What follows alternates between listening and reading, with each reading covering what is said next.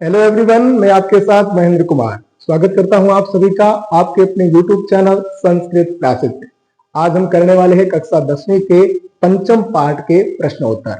जी हाँ, पंचम पाठ सुभाषिता ने हम पहले से पढ़ चुके हैं, उसका एक वीडियो मैंने पहले डाल दिया है।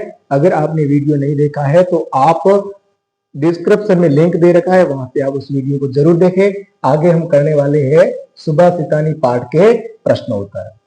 पहला अपना प्रश्न है, एक पदेन उत्तरम लिखा था। इन सभी प्रश्नों के जो उत्तर देने हैं वो एक पद में देने हैं।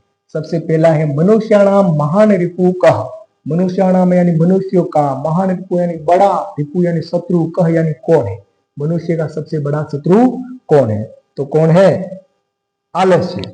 आलस्य ही मनुष्याणा शरीरस्थो महान रिपु। दूसरा है, गुणी किम वेति। गुण यानी गुणवान, किम यानी क्या, वेति यानी जानता है। गुणवान व्यक्ति क्या जानता है? तो गुणवान व्यक्ति गुणों को जानता है।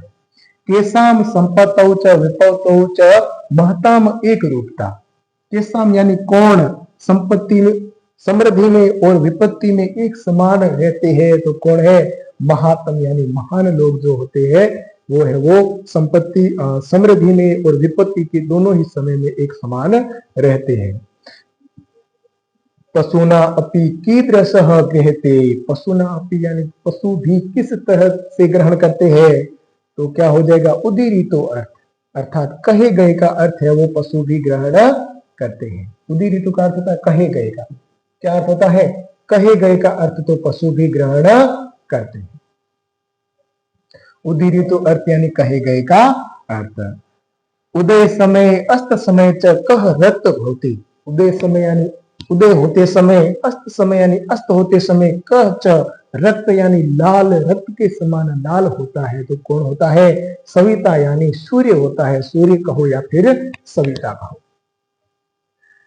आगे का अपना प्रश्न है,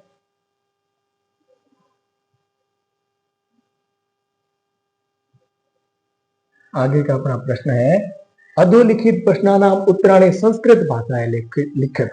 इन प्रश्नों के उत्तर हमें संस्कृत भाषा में देने हैं। तो पहला अपना प्रश्न है वो क्या है? केन सम बंधु न अस्ति। केन यानी किसके समान, किसके समान भाई नहीं है। केन यानी किसके सम यानी समान, बंधु न अस्ति किसके समान भाई नहीं है या फिर किसके समान कोई सगा नहीं है। तो क्या हो जाएगा? उधम समो। उधम समो आलस्य मनुष्याणा शरीरस्थो महान रिपु न अस्ति उधम समो बंधु कृत्वा यम न अवसीदति। अर्थात आलस्य मनुष्य के शरीर का सबसे बड़ा शत्रु होता है। शरीर के ही अंदर रह करके मनुष्य का विनाश करता है, लेकिन जो परिश्रम होता है वो परिश्रम के समान अपना कोई सगा नहीं होता, जिससे करके मनुष्य कभी भी दुखी नहीं होता।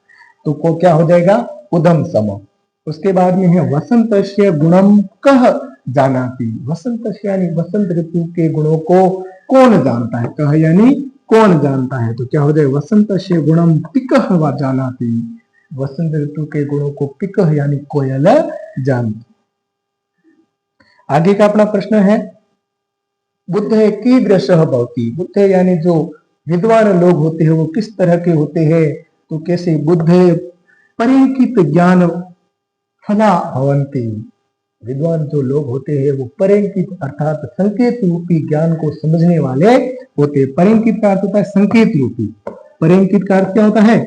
संकेत रूपी।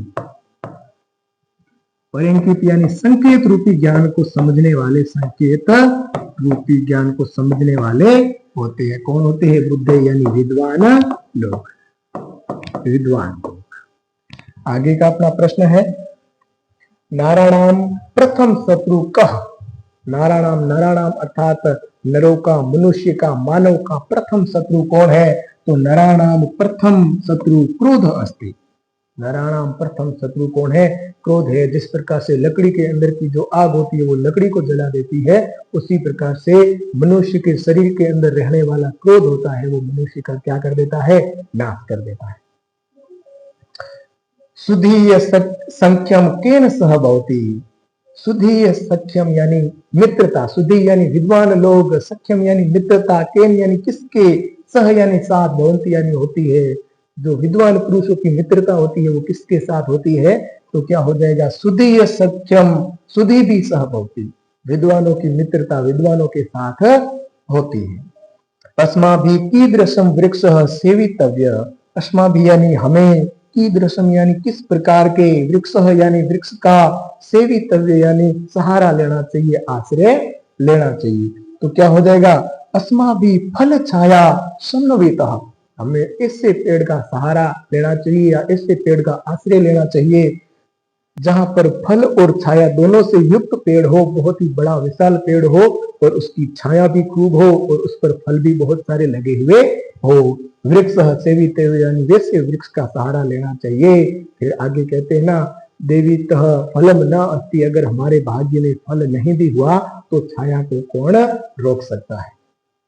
आगे का अपना प्रश्न है, अधोलिखिते अन्वय द्वये रिक्त स्थानान पूर्ति कुरुतः, इसमें दो अन्वय दिए गए हैं, इसमें हमें रिक्त स्थानों की क्या करनी है, पूर्ति करनी। इसके लिए हमें थोड़ा सा श्लोकों को कंठस्थ करने की आवश्यकता होगी या फिर श्लोकों को याद करने की आवश्यकता होगी। देखना, पहला क्या है, यम यानी जो, निमित्तम यानी किसी निमित्त या किसी कारण को आधार बना करके, निमित्तम उद्देश्य, किसी कारण को आधार बना करके, लक्ष्य करके, प्रकोप्यति यानी क्रोध करता है, तस्य यानी उस कारण के, अपगम यानी उस कारण के चले जाने पर, सह ध्रुवम प्रसिद्धति, वो उस कारण के समाप्त हो जाने पर क्या हो जाता है, प्रसन्न हो जाता है।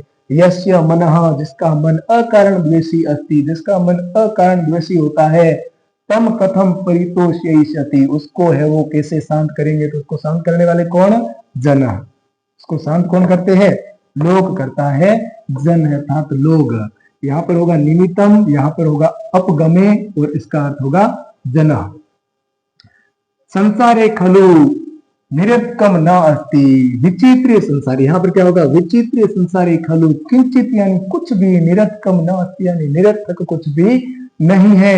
अश्व चेत धावने, जब अश्व है वो दौड़ने में तेज है, धावन में यानी दौड़ने में तेज है, तेज यानी वीर है। तो खरह भारस्य वहने वीरः भवति, अगर घोड़ा तेज दौड़ने में तेज है तो गधा है वो भार ढोने में तेज है।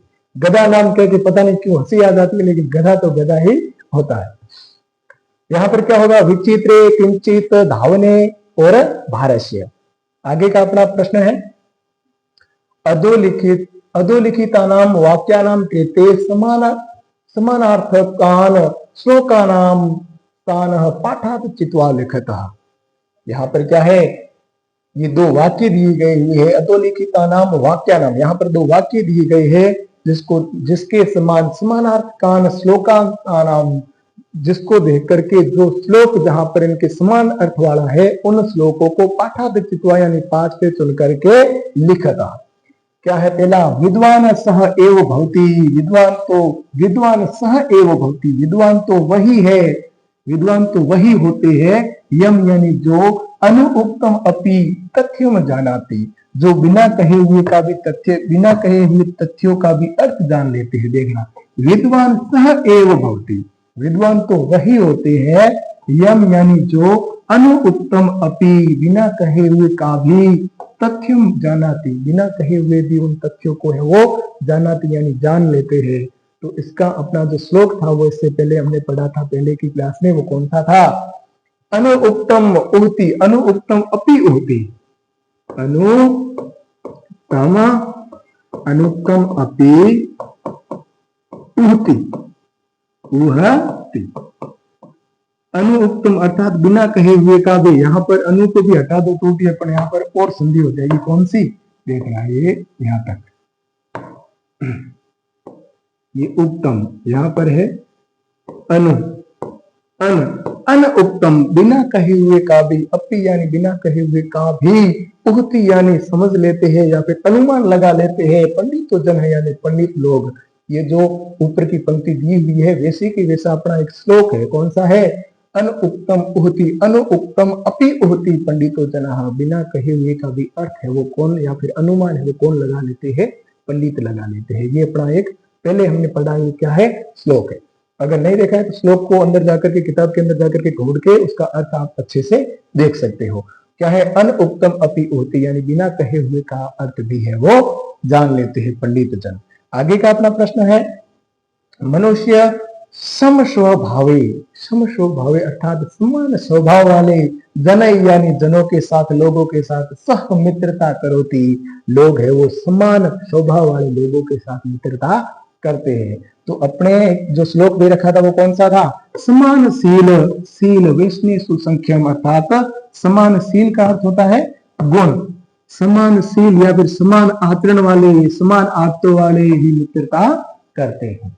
क्या था? समान शील व्यसनेषु सख्यम, समान शील यानी समान आचरण और समान व्यसनेषु अर्थात समान आदतों वालों के ही बीच में क्या होती है? मित्रता होती है। आगे का है परिश्रमम कुर्वान नर, परिश्रम करके ही नर कदापि दुखम न प्राप्त होती, जो व्यक्ति परिश्रम करता है वो व्यक्ति कभी भी दुखी नहीं होता। तो इसका है वो अपना जो श्लोक था कौन सा था? उधम समो बंधु न अस्ति, न अस्ति उधम समो बंधु कृत्वा यम न अवसीदति, ये अपना पहला श्लोक है।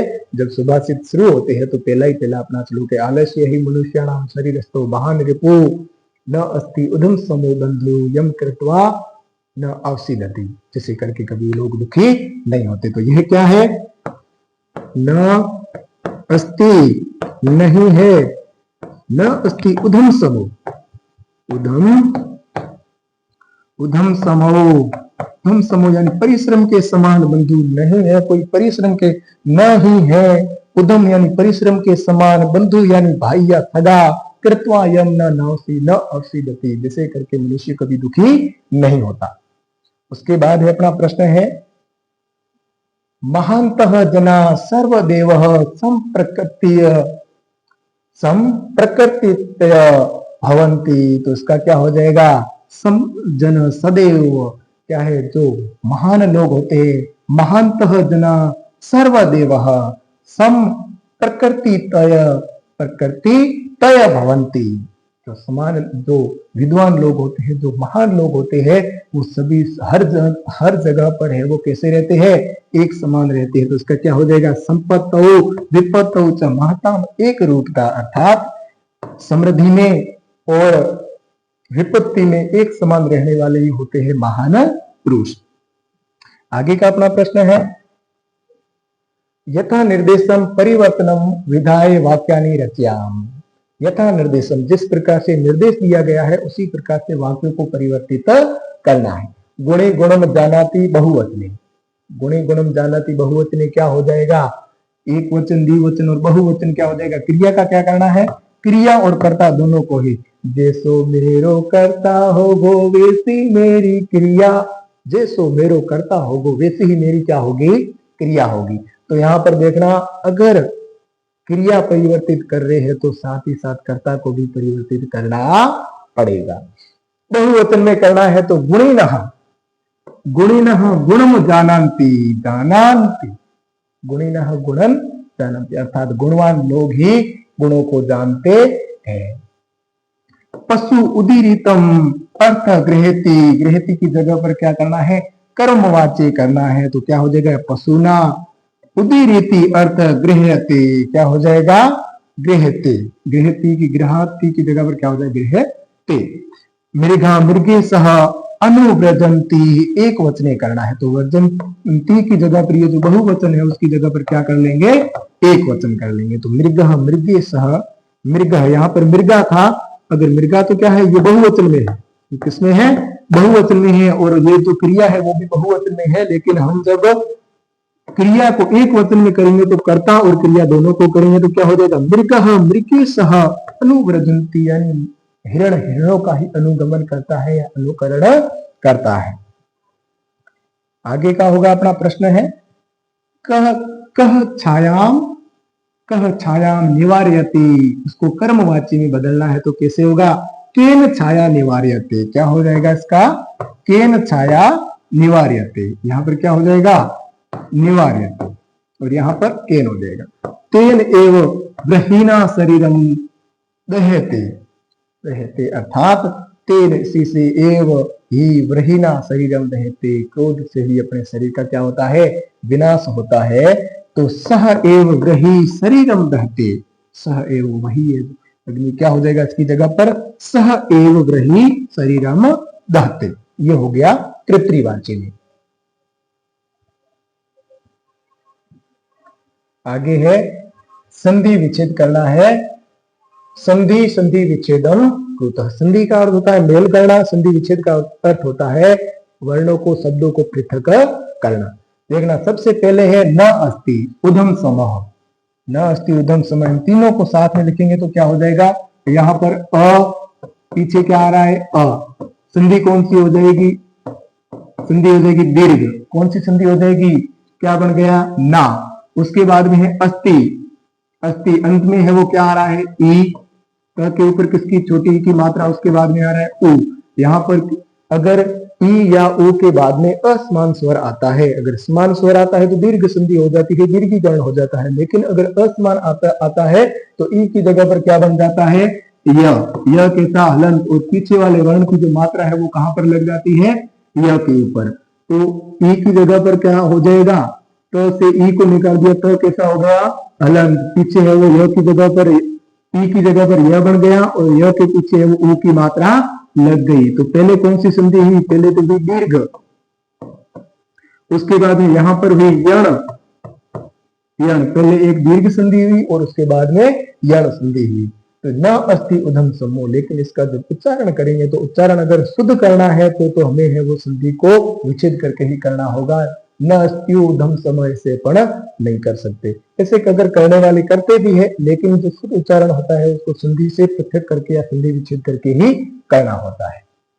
आगे का अपना प्रश्न है तस्य अपगते, क्या लिखा हुआ है तस्य अपगते, क्या लिखा हुआ है तस्य अपगते, यानी उसके, तस्य अपगमे ये है, यहां पर देखना तस्य, यहां पर है अ, पीछे भी क्या आ रहा है अ, दोनों मिल जाएंगे तो क्या बन जाएगा आ, और उसकी मात्रा है वो आगे वाले वर्ण पर लग जाएगी। तो क्या हो गया तस्य अपगमे, तस्य अपगमे, उसके निवारण हो जाने पर या उसके समाप्त हो जाने पर। यहां पर कौन सी संधि, दीर्घ स्वर संधि।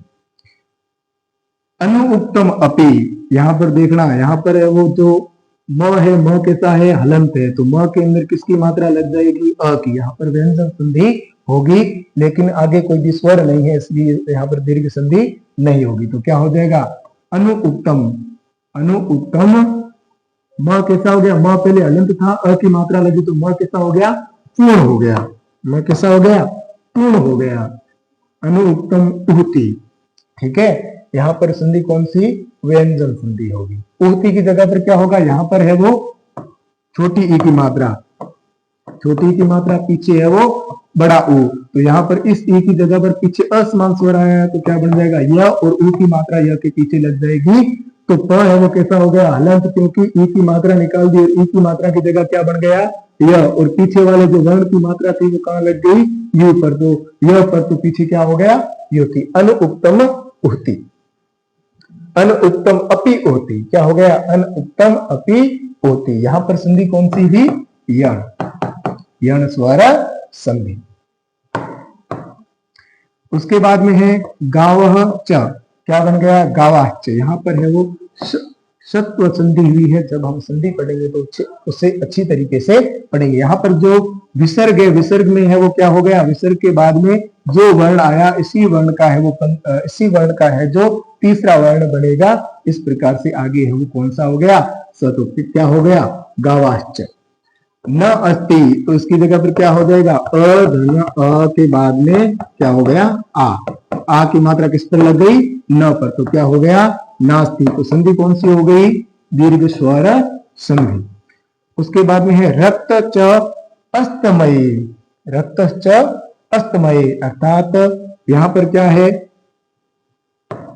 विसर्ग, और विसर्ग के बाद में क्या आ रहा है च, तो क्या हो जाएगा इसकी जगह पर आधा स बन जाएगा, स के साथ हलंत, स का आगमन होगा तो क्या बन गया रक्ताश्च, और च के बाद में च के अंदर वर्ण कौन सा है अंत में अ के बाद में भी क्या आ रहा है ये अ और अ मिलकर के क्या बन गए आ।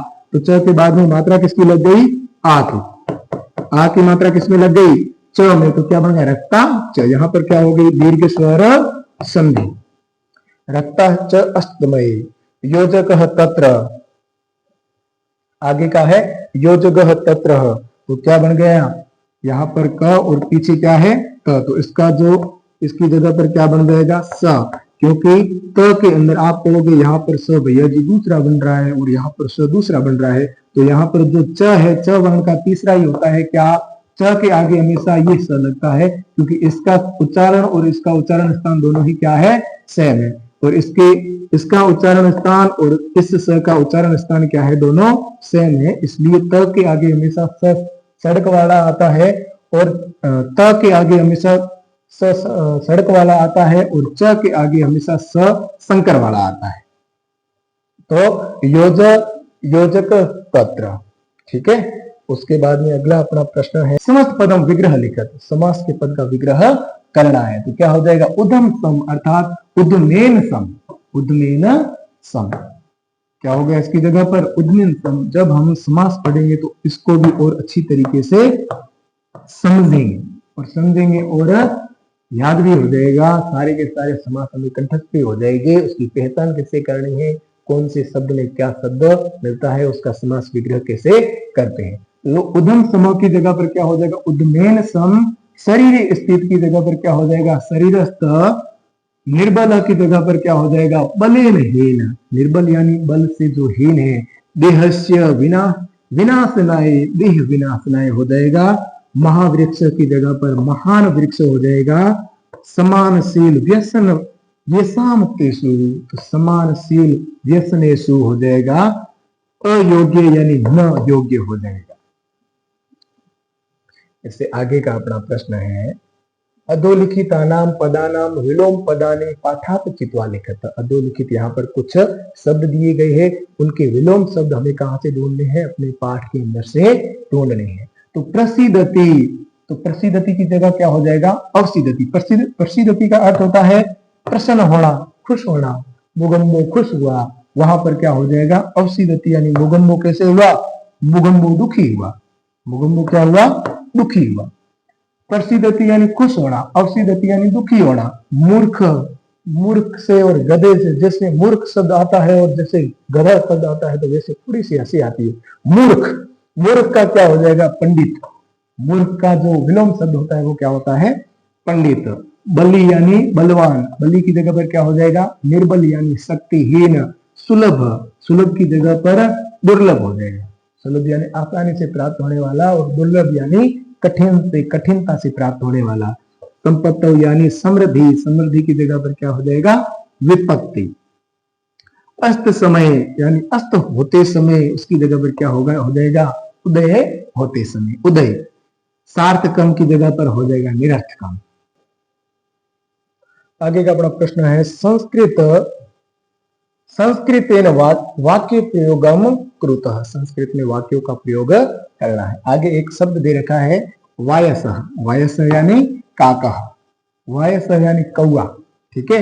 वायसः काकः भवति, वायस अर्थात कौए को ही कहते हैं, ठीक है। वायस शब्द है वो कौए के लिए ही कौआ ही होता है। निमित्तम ही कार्य सिद्ध्यति, निमित्तम ही कार्य सिद्ध्यति। सूर्य, सूर्य प्रातः काले उदयति, सूर्य है वो प्रातः काल में उदय होता है। पिकः, पिकः मधुर गायति, कोयल मधुर गाती है। व्रही यानी अग्नि, व्रही काष्ठम दहते। आशा करता हूं कि आप सभी को ये क्लास अच्छी लगी होगी। अगर अच्छी लगी है तो लाइक करें, कमेंट करें और चैनल को सब्सक्राइब करें और बेल आइकन को प्रेस करें, ताकि आगे कोई भी अगर अपडेट या फिर कोई भी अगर नई क्लास अगर आती है तो आप उसका लाभ उठा सके। आज के लिए बस इतना ही। सभी का दिन शुभ हो, मंगलमय हो। धन्यवाद।